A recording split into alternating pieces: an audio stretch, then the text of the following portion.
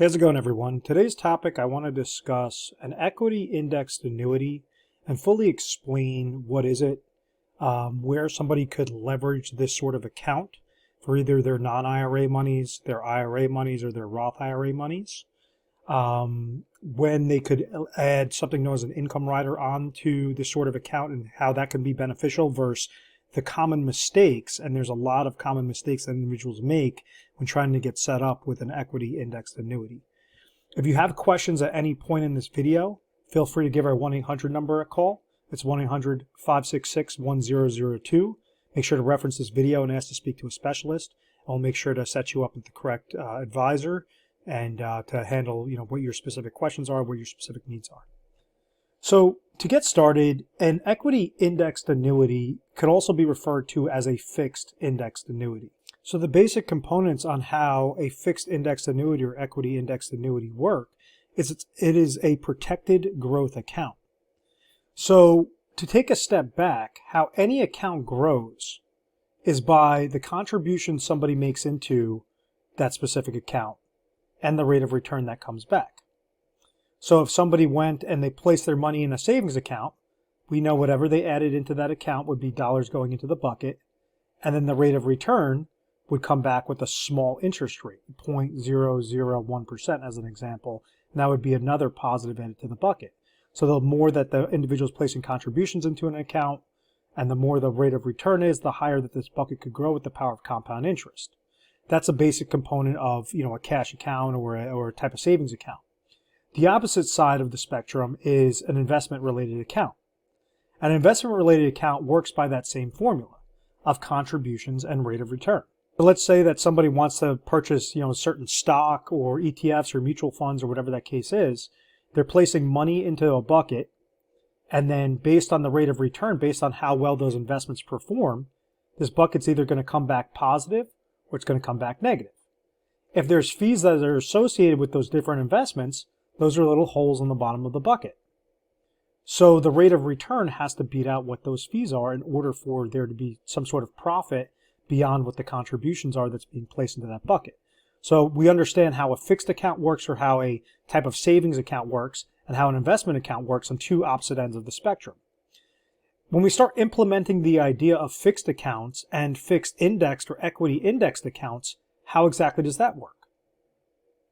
So a fixed account, such as a bank CD or a fixed annuity known as a MYGA, an individual would add contributions into their bucket, and then they would get a rate of return that's fixed.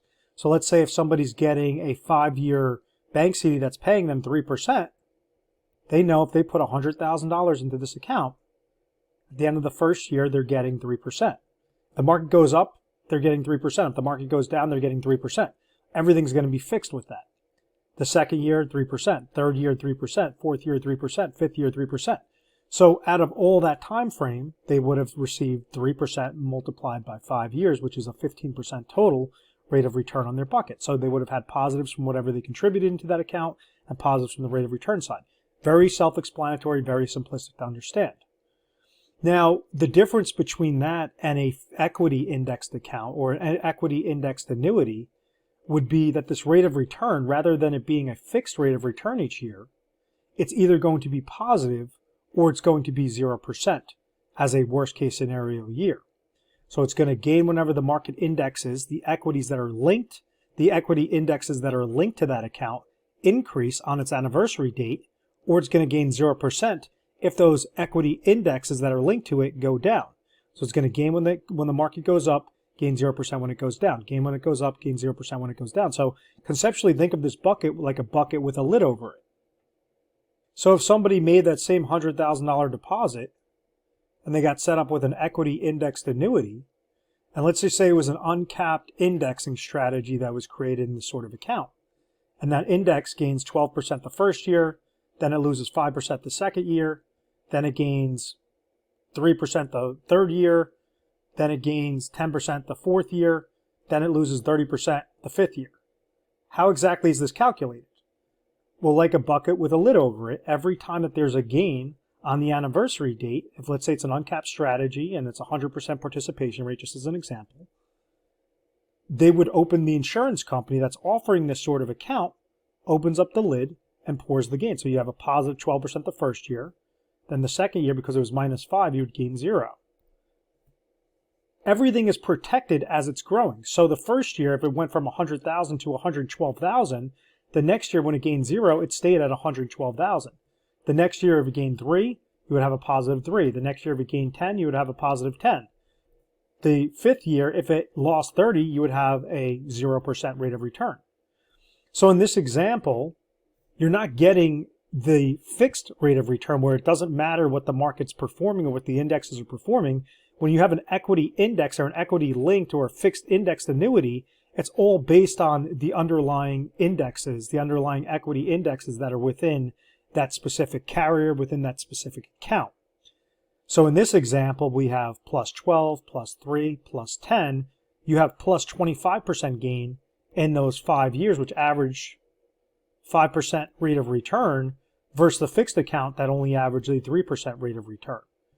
So this is why individuals, they want to have that option to participate when the market is working favorable, but not lose whenever the market goes down. So they want to capture the gains when the market goes up, but gain 0% whenever the market goes down. That's the basic components of an equity indexed annuity. So think of it as a protected growth account. It's growing, but it's also protected from downward market losses and typically protected from fees. Now, the different monies that somebody could place into this account are non-IRA monies, also known as non-qualified monies. So this would be cash if, let's say, you just sold a house, sold a business, it's sitting in your checking, your savings account. An individual could go and place monies into this sort of account to say, I want to have consistency on a rate of return on my monies. Other portions of dollars could be placed in from an IRA. So let's say if somebody has a 401k account and they sever employment, they're hitting retirement years, so their retirement age, like an age-based qualification, they take their 401k and they could roll it over into an IRA. Maybe they might have a portion of the IRA set up with an IRA with investments to take on more risk, and then have IRA number 2 that's set up with a fixed or equity indexed annuity for IRA number 2. So it's not like an IRA has to be set up with investments or has to be set up in fixed. You could go and have an IRA that's set up with an equity indexed annuity. And this is a common misconception. An annuity is not different than an IRA. An annuity is the same thing. It's basically just a chassis that you're placing within the IRA component. Just like if you sat into a cash position in an IRA, it's just the monies that came from a 401k account that got rolled over into an IRA is a qualified retirement account, just the way on how it gets taxed. And that's how you would establish that specific equity indexed annuity account. So like as an example, an individual might say, okay, I have $500,000 that's sitting in my 401k account, or I have it sitting in an existing IRA account. I want to risk 60% of these monies. So I want to go and leverage $300,000 of this IRA, and I want to keep this in different investments, whether that be with a Vanguard fund or Schwab or Fidelity or whatever that is. That could be set up as IRA number 1. But then you say, you know what? I don't like the ebbs and flows with the market. I don't like necessarily stocks, and then also what's happening with the bond portfolios right now with increasing interest rates that are also coming back negative. I just want 200,000 or 40% of my monies to be protective, but still have some sort of reasonable rate of return. That's where I could establish IRA number 2 as an example with a equity indexed annuity. So what's happening is both IRAs have the aggregated total of 500,000. It's just IRA number 1 is with investments. IRA number 2 is with a fixed index annuity or a fixed annuity or a bank CD or just a cash position, or really whatever, that whatever suits that individual situation. But just be mindful that there are misconceptions of this. And an annuity is not different than an IRA. An annuity can be placed within an IRA account. Just like a Roth IRA. If let's say you had Roth IRA monies, same thing, you could establish a Roth IRA equity indexed annuity. So I hope that this portion makes sense. This is just something that we get questions time and time again. So I want to be very clear before I'm going into the other components of how an equity indexed annuity works. Another component is the term length.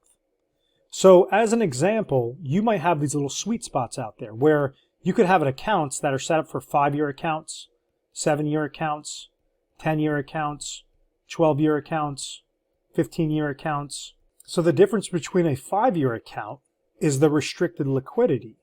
how somebody could access their money versus a 10-year account or a 15-year account. So as an example, let's say if somebody set up in a 5-year naked fixed index annuity or equity index annuity that doesn't have any fees, no income riders, no bells and whistles attached to it, it acts like that bucket with the lid over it.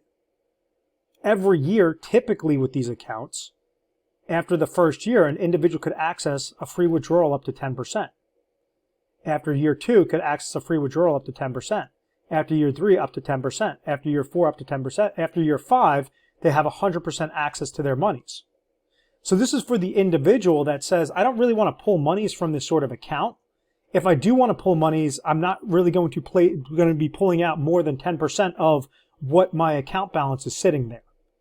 So the longer the duration, the longer that the insurance company could lock up the money, typically the higher the participation rates or the higher the potential rate of return could be. So like, let's say if company XYZ is offering a 5-year fixed index annuity, they might have a cap, let's say an S&P 500 with a cap of 10%, as opposed to that same company XYZ that's offering a 10-year account might have a cap of 14%. Because there's a longer duration, even though there's no fees and there's no downward market losses, an individual, the incentive would be to go with that longer term duration account versus the shorter term. Because the shorter term, the insurance company really on the back end, what they're doing is they're taking that individual's monies and they're investing in their general accounts on the back end to try to make slivers of interest rates of return to make sure that it's profitable for them. So they're going to incentivize the individual to leave their money into those accounts longer than obviously the shorter duration related accounts. So I hope that this term length makes sense. There's still flexible withdrawals that somebody could make, but if somebody tries to fully remove their monies before their term length is done, they could get dinged with something known as a surrender penalty or surrender charge. So as an example, let's say if somebody goes and they put $100,000 with the best 5-year equity indexed annuity, and the decreasing surrender schedule says, okay, if somebody places their money in there and they try to fully remove it within the first year, they could get dinged with a 5% surrender penalty. Meaning if they threw $100,000 in there and they said, oh, you know what, after a couple of months, I don't like this thing, I want to fully remove my money, well, then they're going to get dinged and they're only going to be able to walk away with $95,000 in that example. The next year, let's say if they wait until after 1 year, it might be 4%, then 3%, then 3%, then 1%. Then after 5 years, it's 0%. So ultimately, if they try to take their monies within 0 to 12 months, all of their monies, anything beyond that 10% free withdrawal, they get dinged with a surrender penalty of 5%. If they wait till the second year, they get dinged with a surrender penalty of 4%. If let's say they wait until that 4th year, it might be 1%, meaning that if let's say their $100,000 grew to $200,000, just because there's just astronomical growth with it, and I want to use this math as just a quick example, what this would say is, okay, if they tried to fully remove their monies in the 4th year because they just felt like they had a better opportunity somewhere else, they would get dinged with a $2,000 charge, meaning that they'd be able to walk away with not the $200,000, but $198,000. So there is still flexibility there, and it's not like somebody's locked in, such as getting dinged with like a bank CD where you could only pull out what the interest is at the end of each year. You still have access up to, typically you have access up to 10% of free withdrawals for that set duration of time.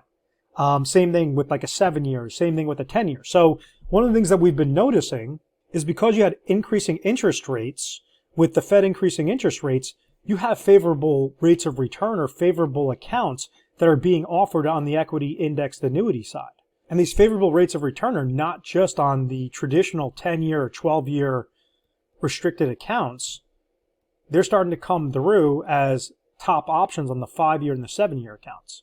So this is where somebody could leverage a shorter term length, still have uncapped indexing strategies, and still have a decent rate of return on their monies. So they're leveraging these sort of components as types of bond alternatives to say, well, I know if I'm placing $1 into this account, worst case scenario is I'm going to gain a 0% rate of return. Even if I hold all my monies until that 5-year duration has been met, I could fully remove my dollars after that, and I know the market went hell in a handbasket, I didn't actually lose anything, and I didn't pay fees along the way because I'm not attaching any, specific riders that might have a fee attached with it. So it's important to note, really from a term length, you want to match up what your goal is. So like, let's say if somebody is currently age 60 and they want to retire at age 67, well, a nice little sweet spot might be the top 7-year account to just say, I'm not really going to touch these monies within the next 7 years anyway. And then at age 67, I have this nice lump sum dollar amount that's sitting there that has no restrictions on the liquidity, that I could fully remove my dollars to either just let it stay in that account or, take the monies and place it into something else after that time has been met. So, I really want to focus a lot of time on the term length, because this is something that a lot of individuals, they don't really understand it, and they'll get suckered into like a 15-year restricted account or a 12-year restricted account where that might not be necessary. You could get these nice little sweet spots on a 5-year, 7-year, 10-year, and really accomplish what your ultimate goal is. Now, I mentioned the flexible withdrawals. This is important to note that when I say 10% free withdrawal, that doesn't mean, like, if someone's in a 5-year account, that doesn't mean that they only have access up to 10% for the entire lifetime of that account. They get to have access up to, and this is with typical carriers, access up to 10% of free withdrawals per year. So after the first year, you could have access to 10%. After the second year, 10%. After the third year, up to 10%. Fourth year, up to 10%. So I'm saying up to 10%, meaning that you don't have to fully remove the 10% portion. Like if you had 100 grand sitting in the account, and you said, oh, okay, great. After the first year, my account grew to 110,000. I want to go and leverage some of the interest that I gained. I want to pull out about 5 grand and just, me and my spouse want to take a trip this year. So if they take out 5 grand, well, then the account balance would get reduced from 110,000 to 105,000, because 5,000 is less than 10% of 110,000, which is 10% of that is 11 grand. So I hope that makes sense. There is flexibility with your withdrawals, but you have to play by the rules of the account. You can't just say, okay, the insurance company, because only insurance companies could offer equity indexed annuities. They're giving you growth, protected growth on your account. It's gaining when the markets are going up. It's not losing when the markets are going down. There has to be some sort of give and take there. So for the individual that says, oh, okay, I'm going to try to outsmart the company, I'm going to place my money in here, I'm going to try to fully remove my monies after I get my first year of growth and basically just stick it to the insurance company is a lot smarter than you.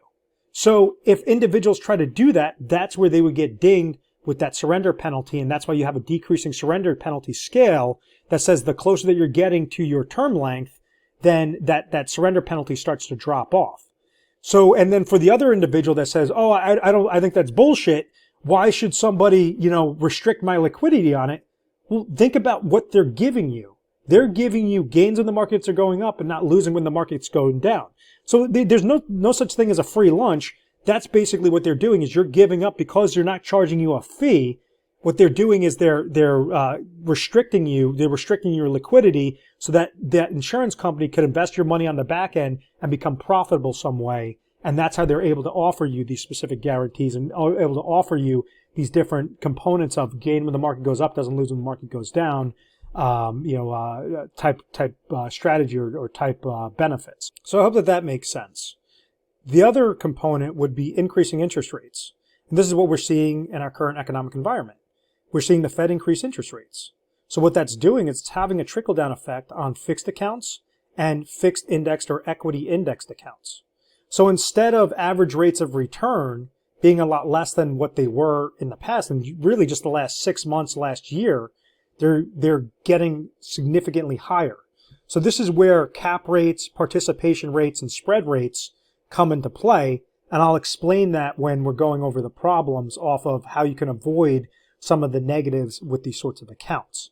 But just be mindful that as the Fed keeps increasing interest rates, that does have a trickle-down effect on these sorts of accounts. And what I'm really liking with the current environment is some of those shorter-term 5-year, 7-year sweet spots are becoming very favorable, as opposed to trying to handcuff your money into the 10-year, 12-year, 15-year, duration type accounts. So just be mindful of ultimately how that works, so that there's there's a correlated effect to increasing interest rates and these accounts being more attractive.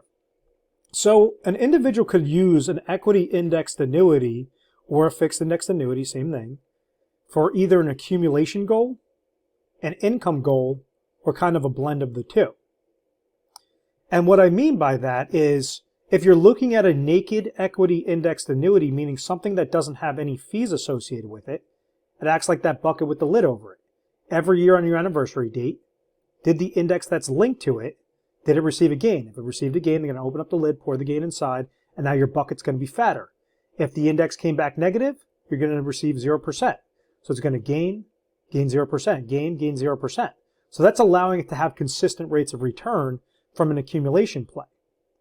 Now, many individuals leverage something known as a hybrid annuity, which the fixed indexed annuity with income riders came out and right around 2010, 2011, where your physical money is growing with that same equity indexed annuity component, but then there's an additional chassis to produce a lifetime income stream known as an income rider.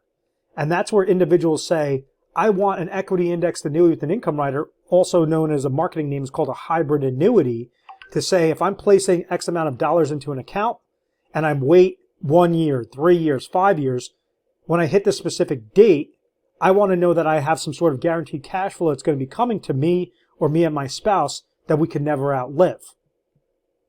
So how exactly does that work from the income side?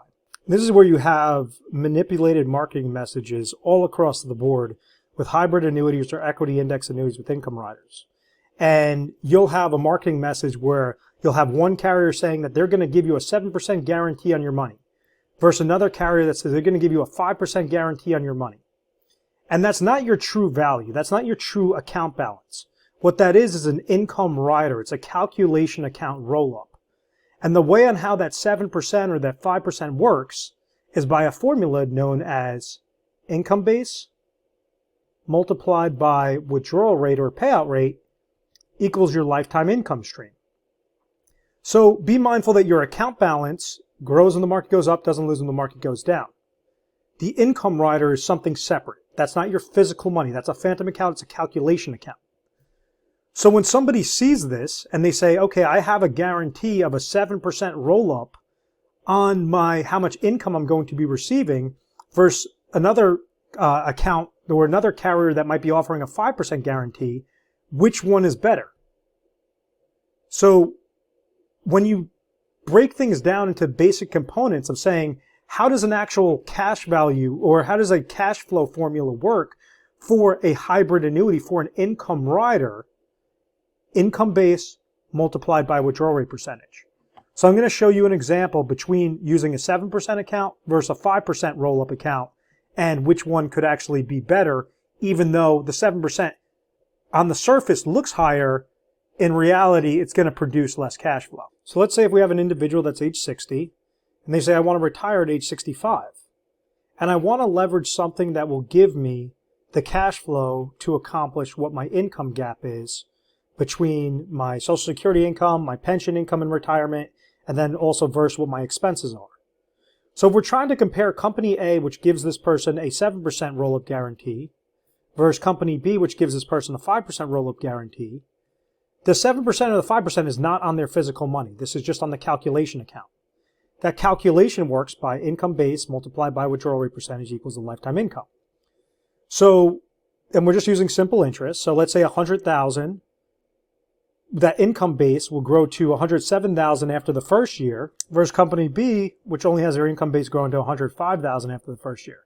Second year, 114 versus 110, et cetera, et cetera. So if this person's age 65, Company A is going to have a different withdrawal rate percentage for a male age 65 versus Company B, which might have a withdrawal rate percentage of a different amount for a male age 65.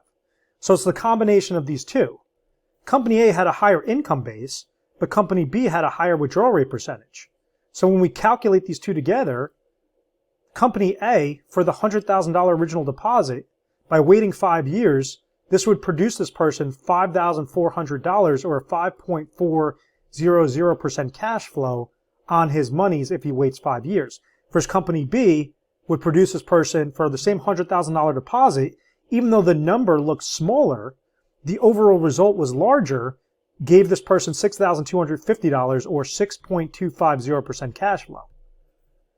So based on whatever the need is, whatever that income gap is, we could take whatever the gap is, divide it by the cash flow, and we know how much is the smallest dollars and only as much as necessary to place with company B, and for that income need. We do not want to leverage a hybrid annuity or an equity indexed annuity with an income rider if there's no income need there. If there's just purely an accumulation play or just purely a growth related goal there, well then why would you attach an income rider to that specific account? So that's really the nuts and bolts of how an income rider or how a hybrid annuity works versus a naked equity indexed annuity.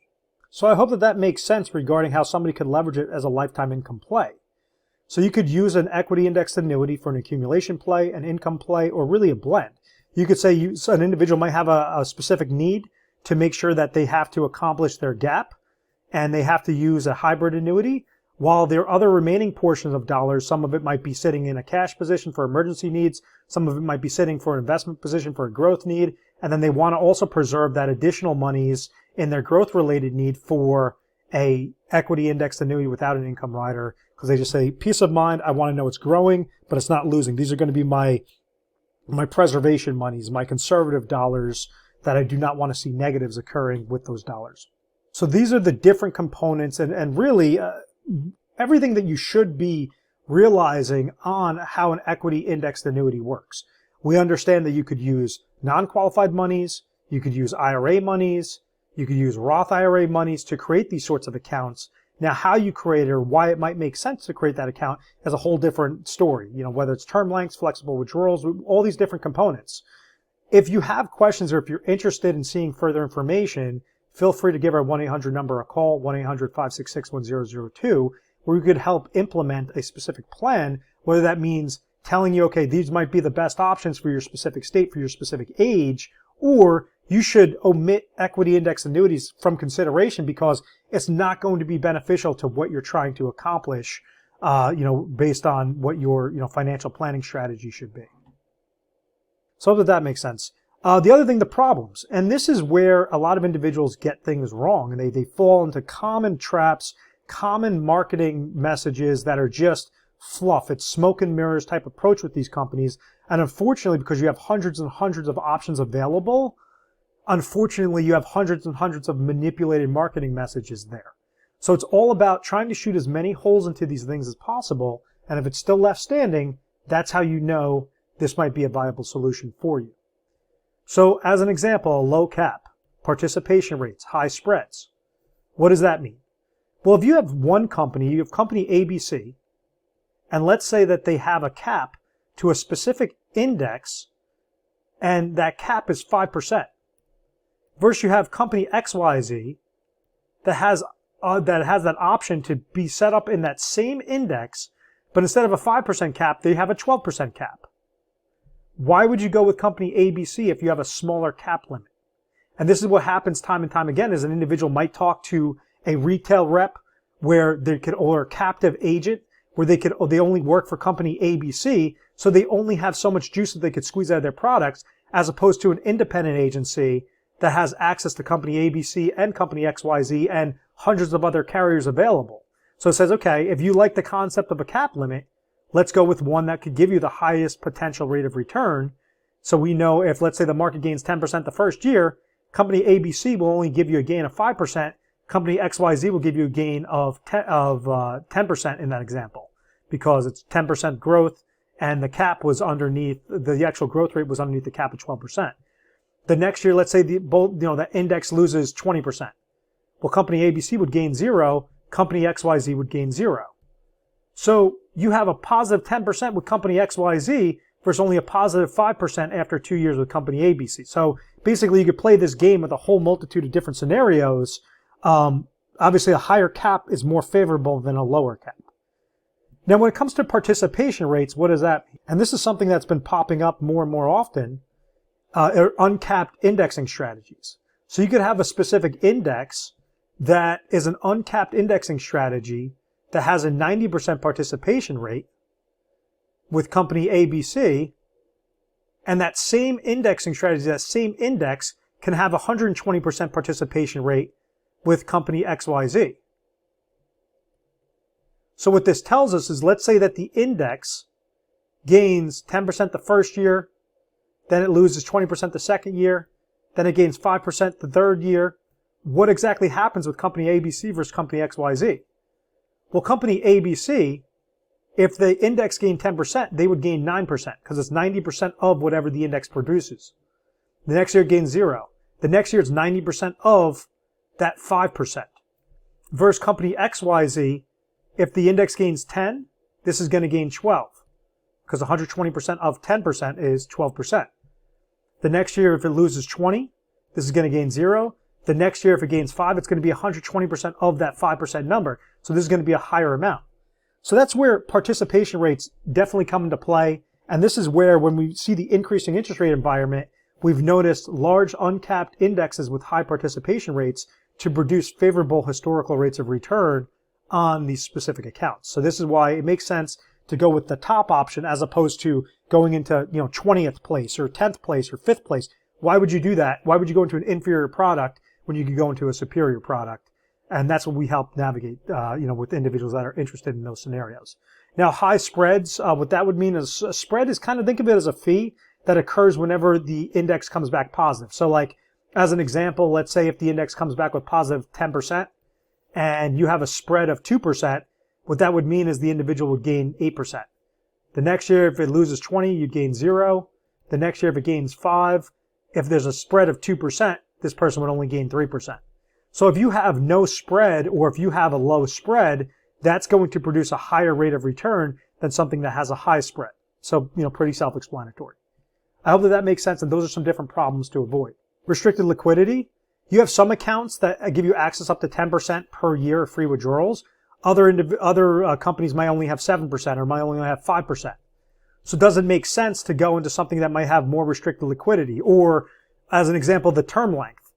Why would you go into something that might be a 10-year restricted account versus a 7-year restricted account if the 7-year gives you a better sweet spot than the 10-year?